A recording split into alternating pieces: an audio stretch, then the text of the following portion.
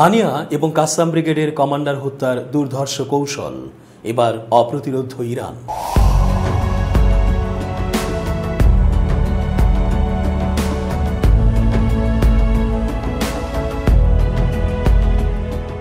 আসসালামু আলাইকুম প্রিয় দর্শক, সবার সুন্দর জীবন কামনায় শুরু করছি আজকের বিশ্লেষণ।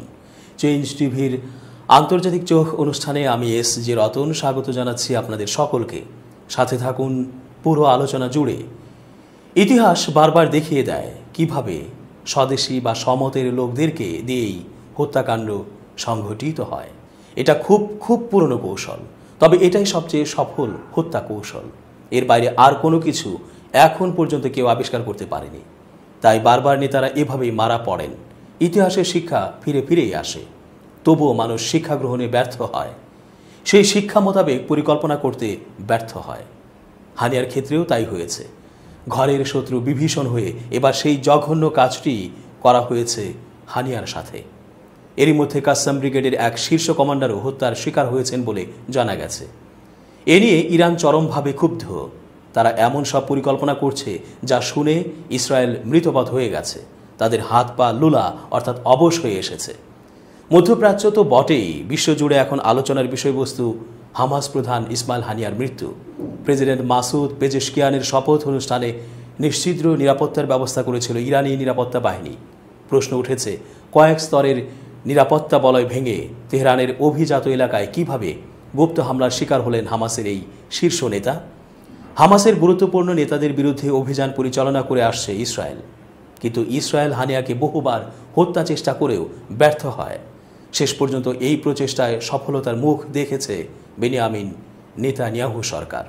সবার জল্পনা, ঠিক কোন কায়দায় হানিয়া হত্যার অভিযানে সফল হলো ইসরায়েল? শুক্রবার এক প্রতিবেদনে দ্য টেলিগ্রাফ জানিয়েছে, হানিয়া হত্যার পেছনে ইসরায়েলি গোয়েন্দা সংস্থা মোসাদের নিয়োগ করা ইরানি এজেন্ট গুপ্ত ঘাতকের ভূমিকায় ছিল। হানিয়া যে ভবনে ছিলেন সেটা ছিল দেশটির বিপ্লবী গার্ড বাহিনী নিয়ন্ত্রণাধীন, আর সেই সুরক্ষিত ভবনে ঢুকে পড়ে ঘাতক ইরানি এজেন্ট।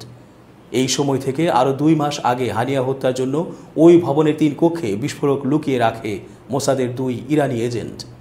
হেলিকপ্টার দুর্ঘটনায় মারা যাওয়া ইরানি প্রেসিডেন্ট ইব্রাহিম রাইসির জানাজায় অংশ নিতে গত মে মাসে ইরান সফর করেছিলেন হানিয়া।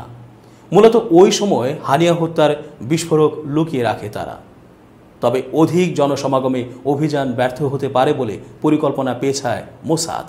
অপেক্ষা করা হয় সুযোগ সময়ের জন্য, আর ইসরায়েলের জন্য বহুল সেই কাঙ্ক্ষিত দিন ছিল গত বুধবার রাত প্রায় 2টার দিকে হানিয়ার অবস্থান সুনিশ্চিত করে রিমোট কন্ট্রোলে সেই বোমার বিস্ফোরণ ঘটানো হয়। ফিলিস্তিনি প্রতিরোধ আন্দোলন হামাস সহ মধ্যপ্রাচ্যে ইসরায়েলে যাদের হুমকি মনে করে তাদের বিরুদ্ধে অভিযান পরিচালনা করে থাকে মোসাদ। যুক্তরাষ্ট্রের সিআইএর পর মোসাদকে সবচেয়ে দুর্ধর্ষ ভাবা হয়। মোসাদের প্রায় 7,000 প্রশিক্ষিত গোয়েন্দা সদস্যের জন্য ইসরায়েলের বার্ষিক বাজেট 3 বিলিয়নের মতো। গত 7 অক্টোবর ইসরায়েলি ভূখণ্ডে ঢুকে আকস্মিক হামলা চালায় হামাস। ভেঙে পড়ে ইসরায়েলের নিরাপত্তা ব্যবস্থা। হামাসের হতবাক করা হামলায় নিহত হয় 1200 ইসরায়েলি নাগরিক। একই সঙ্গে জিম্মি করা হয় প্রায় 250 জনকে। এরপর প্রচুর সমালোচনার মুখে পড়ে ইসরায়েলি গোয়েন্দা সংস্থা। ওই হামলার পর থেকে ইসমাইল হানিয়াকে হত্যার হুমকি দিয়ে আসছিলেন মোসাদ প্রধান ডেভিড বার্নিয়া। অধিকৃত পশ্চিম তীরে একটি গাড়িতে ইসরায়েলি বিমান হামলায় ফিলিস্তিনের সশস্ত্র স্বাধীনতাকামী সংগঠন হামাসের সামরিক শাখা কাসাম ব্রিগেডের কমান্ডার নিহত হয়েছেন। এছাড়া গাড়িতে থাকা আরও 4 জন নিহত হয়েছেন। শনিবার 3 আগস্ট ইসরায়েলের হামলায় হামাসের 5 জন নিহত হয়েছেন। খবর ফিলিস্তিনি বার্তা সংস্থা ওয়াফা। প্রতিবেদনে বলা হয়েছে, পশ্চিম তীরের তুলকারেমে হামাসের সামরিক শাখা কাসাম ব্রিগেডের নেতা ছিলেন। তিনি যে গাড়িতে ভ্রমণ করছিলেন সেই সময় তার উপর ইসরায়েলি হামলার পরে তিনি নিহত হয়েছেন। অধিকৃত পশ্চিম তীরের শহর তুলকারেমের কাছে হামলায় নিহত 5 জনের মধ্যে হাইথাম বালিদিও রয়েছেন। গাড়ির বাকি 4 আরোহীর পরিচয় এখনও পাওয়া যায়নি। ইসরায়েল এর দায় স্বীকার করেছেন। সামরিক বাহিনী বলেছে গাড়িটিতে একটি সন্ত্রাসী বাহিনী ছিল। হিজবুল্লাহর হামাস প্রধান ইসমাইল হানিয়ার হত্যাকাণ্ডের জেরে উত্তপ্ত মধ্যপ্রাচ্য। হানিয়াকে হত্যার জেরে ইসরায়েলকে কঠোর শাস্তি দেওয়ার অঙ্গীকার করেছেন ইরানের সর্বোচ্চ ধর্মীয় নেতা আয়াতুল্লাহ আলী খামেনি। এমন পরিস্থিতিতে ইরান ও তাদের মিত্রবাহিনীর সম্ভাব্য হামলার আশঙ্কায় ইসরায়েলি সেনারা বৃহস্পতিবার ইসরায়েলের প্রতিরক্ষা বাহিনীর এক মুখপাত্র জানিয়েছেন তারা সর্বোচ্চ সতর্কতা অবস্থায় রয়েছেন, তবে সামরিক বাহিনী সব দিক থেকে যে কোনো পরিস্থিতি মোকাবিলার জন্য প্রস্তুত বলেও জানান তিনি। Times of Israel. দিন দিন খারাপ হচ্ছে মধ্যপ্রাচ্যের পরিস্থিতি। সতর্কাবস্থায় থাকার ব্যাপারে ইসরায়েলের প্রধানমন্ত্রী বেনিয়ামিন নেতানিয়াহু বলেছেন, যে কোনো পরিস্থিতির জন্য আক্রমণ ও প্রতিরক্ষার দিক দিয়ে ইসরায়েল উচ্চ সতর্কাবস্থায় রয়েছে। আমাদের উপর যে কোনো দিক দিয়ে যে কোনো আগ্রাসনের উচ্চ মূল্য নেওয়া হবে। এদিকে ইরান ও তাদের প্রক্সি বাহিনীর হুমকির পরিপ্রেক্ষিতে ইসরায়েলকে সুরক্ষা দেওয়ার আশ্বাস দিয়েছেন মার্কিন president Joe Biden. Times of Israel বলছে, চলমান পরিস্থিতি নিয়ে প্রধানমন্ত্রী বেনিয়ামিন নেতানিয়াহু মার্কিন প্রেসিডেন্ট জো বাইডেনের সঙ্গে কথা বলেছেন। এক বিবৃতিতে হোয়াইট হাউস বলছে, বাইডেন নেতানিয়াহুকে জানিয়েছেন যে যুক্তরাষ্ট্র ইরানের কাছ থেকে আসা সব ধরনের হুমকি থেকে ইসরায়েলকে সুরক্ষা দেবে। এ বিষয়ে যুক্তরাষ্ট্র তাদের অঙ্গীকার থেকে বিচ্যুত হবে না। দুই নেতা ব্যালিস্টিক ক্ষেপণাস্ত্র ও ড্রোন হামলা ঠেকাতে প্রয়োজনে ইসরায়েলে মার্কিন সেনা মোতায়েনের সম্ভাবনা ও প্রয়োজনীয়তা নিয়েও আলাপ করেছেন।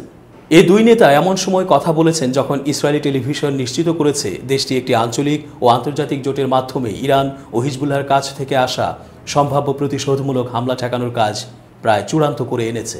বুধবার ভোরে তেহরানে একটি ভবনে হানিয়ার অবস্থান লক্ষ্য করে চালানো ক্ষেপণাস্ত্র হামলায় নিহত হন হামাসের রাজনৈতিক ব্যুরো প্রধান ইসমাইল হানিয়া। এ সময় তার এক দেহরক্ষীও নিহত হন। হানিয়া হত্যার জবাবে সরাসরি ইসরায়েলে হামলা চালানোর নির্দেশ দিয়েছেন দেশটির সর্বোচ্চ ধর্মীয় নেতা আয়াতুল্লাহ আলী খামেনি। এমন প্রেক্ষিতে ইসরায়েল সফরে নিজ নিজ দেশের নাগরিকদের সতর্ক করেছে সুইডেন এবং স্লোভেনিয়া। সুইডেনের পররাষ্ট্র মন্ত্রণালয় জানিয়েছে, মধ্যপ্রাচ্যের গুরুতর নিরাপত্তা পরিস্থিতির কারণে তারা ইসরায়েল এবং ফিলিস্তিনে ভ্রমণের বিষয়ে বিধিনিষেধ আরোপ করছে। সেখানকার পরিস্থিতি আরও খারাপ হওয়ার আশঙ্কায় এমন পদক্ষেপ নেওয়া হয়েছে। সামাজিক মাধ্যমে এক পোস্টে সুইডেনের প্রধানমন্ত্রী উলফ ক্রিস্টারসন এক বিবৃতিতে বলেন, এখন থেকে উভয় দেশে সব ধরনের ভ্রমণের ক্ষেত্রে কঠোরভাবে পরামর্শ দেওয়া হচ্ছে। বৃহস্পতিবার স্লোভেনিয়ার পররাষ্ট্র মন্ত্রণালয়ও জানিয়েছে যে ইসরায়েলের বর্তমান পরিস্থিতির কারণে আমরা নিরাপত্তার স্বার্থে সব ভ্রমণ থেকে বিরত থাকার পরামর্শ দিচ্ছি।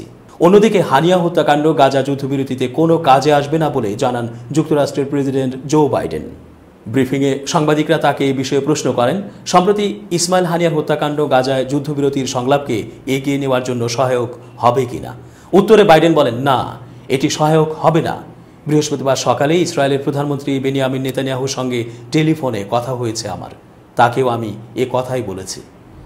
গাজায় ইসরায়েলি যুদ্ধের ৩০০তম দিন অতিক্রম করল।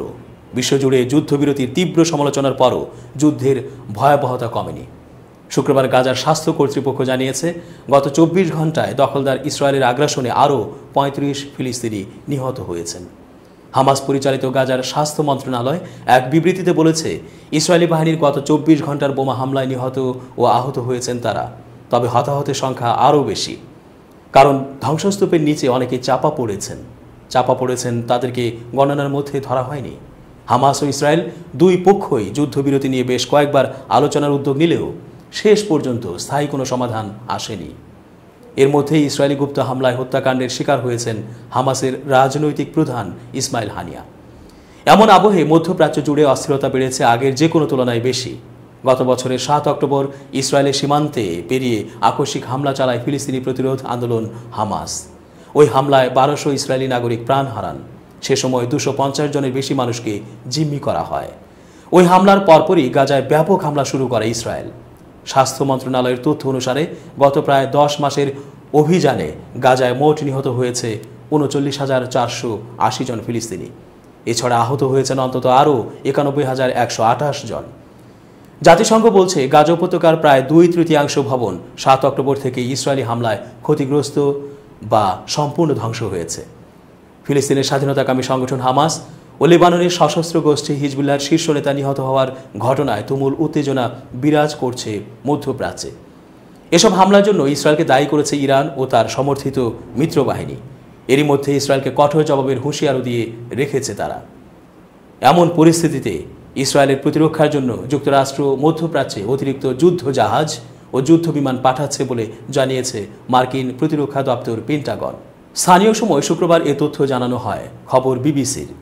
পেন্টাগনের deputy press secretary Sabrina Singh এক বিবৃতিতে বলেন, প্রতিরক্ষা বিভাগ ইরান বা ইরানের অংশীদার এবং প্রক্সিদের দ্বারা আঞ্চলিক উত্তেজনা বৃদ্ধির সম্ভাবনা প্রশমিত করার জন্য পদক্ষেপ গ্রহণ অব্যাহত রেখেছে।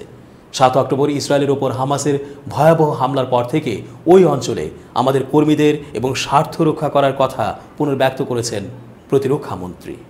ইসরায়েল প্রতিরক্ষায় আমরা দৃঢ় প্রতিশ্রুতিবদ্ধ। পেন্টাগন জানায়, মধ্যপ্রাচ্যে রণতরী ইউএসএস থিওডোর রুজভেল্টের পরিবর্তে ইউএসএস আব্রাহাম লিঙ্কন পাঠানো হয়েছে। এদিকে মার্কিন প্রতিরক্ষামন্ত্রী লয়েড অস্টিন মধ্যপ্রাচ্যে অতিরিক্ত ব্যালিস্টিক ক্ষেপণাস্ত্র, প্রতিরক্ষা সক্ষম ক্রুজার ডেস্ট্রয়ার এবং একটি নতুন ফাইটার স্কোয়াড্রন পাঠানোর কথা জানিয়েছেন।